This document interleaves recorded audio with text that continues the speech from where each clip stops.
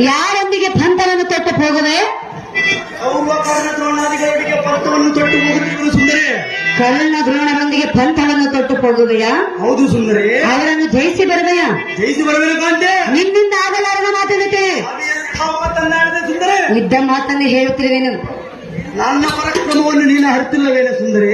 ನನ್ನ ಮಾತು ಕೇಳುಕಾಂತ. ಎಷ್ಟು ಮಾತ್ರಕ್ಕೆ ಕೇಳುವುದಲ್ಲ ರಮಣಿ. ಪ್ರಿಯ ಹೇಳಿ ಕೇಳುವೆನು, ಕೇಳು. ಅದೇನು ಚೆನ್ನಾಗಿ ಹೇಳು.